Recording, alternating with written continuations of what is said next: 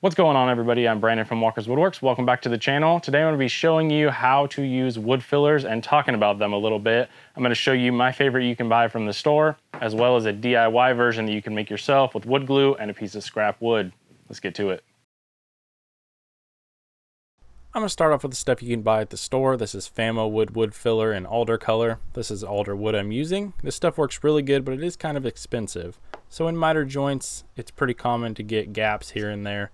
This stuff, you just open the can, get some on your finger, and press it down into the crack as much as you can to fill it.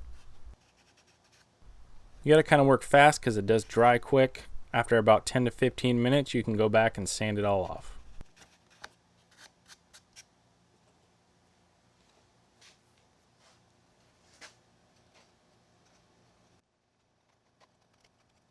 But this is the method I usually use. I just start out with 80 grit sandpaper, a piece of scrap wood from the project that you're working on so the dust matches, and then start sanding away until you get a pile of dust. This way is much cheaper, but a little bit more labor intensive.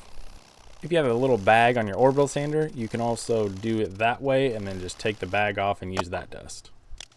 Once you have a pile of dust, just add a little bit of glue. A little bit goes a long way, so remember that. And then mix it up with a little stir stick. When you're mixing it, make sure to push the dust into the glue and almost kind of mash and mix it at the same time, if that makes sense. Once you get the glue mixed in, if it's a little dry, you can add a little bit more glue. Just be sure not to add too much at one time. You just want a nice paste consistency. Once you have it all mixed up, you can apply it just the same as the can filler.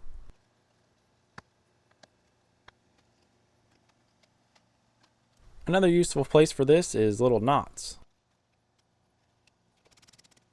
I wanted to show you guys one more way. It's still DIY, but you just use CA glue instead of wood glue. You have to work a lot faster with this, and it's a little bit darker, but sometimes in certain applications it actually works a little bit better.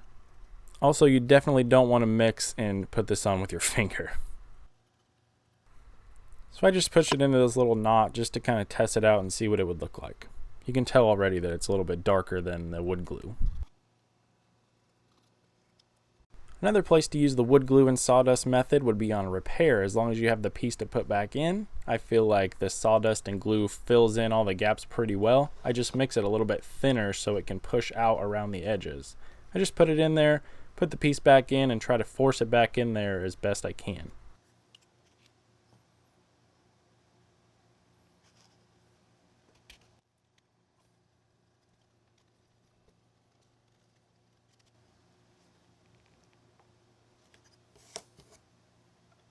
One last example of where you might use wood filler is around dowels or plugs. So you can see there I got a little bit of chip out from the drill bit. This is the can filler. I just basically push it in there as best I can, let it dry, go back and sand it off. This is the DIY version. I think that maybe I like putting it on with a spreader a little bit more than my finger. It seems to be a little bit smoother and I can push it down into the crack a little bit better. So I have the different wood fillers applied to all these samples. Once they're cured, I'll sand them off and show you guys how each one looks. But real quick, while it's curing, I wanted to show you guys something.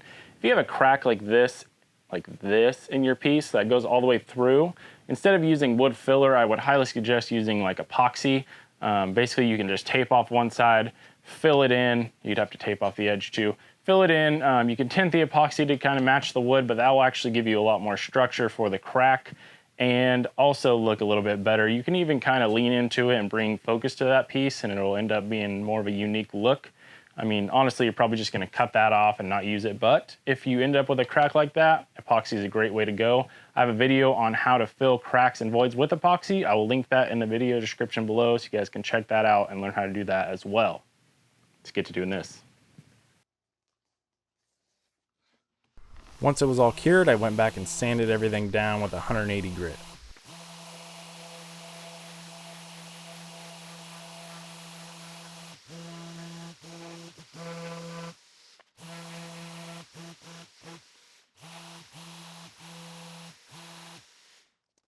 All right, I got all these sanded off, but I wanted to go through and show you guys what it looks like compared to the natural color of the wood before I put finish on it, and then I will put finish on it and show you after.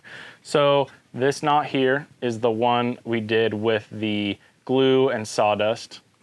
This knot's the one we did with the CA glue and sawdust. You can see it's a little bit darker. You can actually get tinted CA glues. I just feel like with the sawdust of the one you're using, it gets a little bit closer.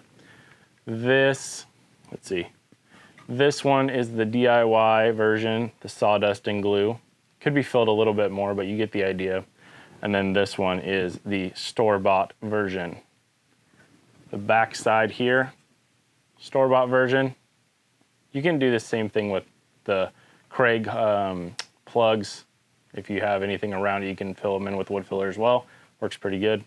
And then, it's hard for me to do this. That one is the DIY version. So I'll put finish on all the, oh, just kidding. This is the repaired piece. You can still see it if it'll focus, but it's a lot better than having to redo the whole piece, and hopefully wherever it broke is somewhere that's not really seen that well. So I'll put finish on these and I'll show you guys when I'm done. I just got done applying finish to these. I used Walrus Oil's Furniture Finish. Focus. That. Works pretty good. It's easy to apply. It's just an oil finish. So let me flip you around and show you what it looks like. So this one's the repair. You can still see the piece obviously, but I think using the sawdust and glue method filled it in a little bit better and it came out pretty good. This is the store-bought filler.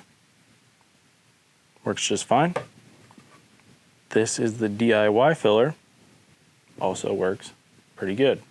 This is the DIY filler on the knot.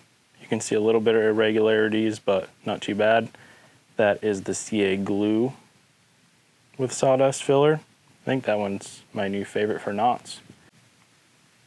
Now, obviously the idea is to not shape it out like this when you do a plug, but if you do, this is a little bit of an alternative rather than starting all over. This is the DIY one. This is the store-bought one. So, there you go.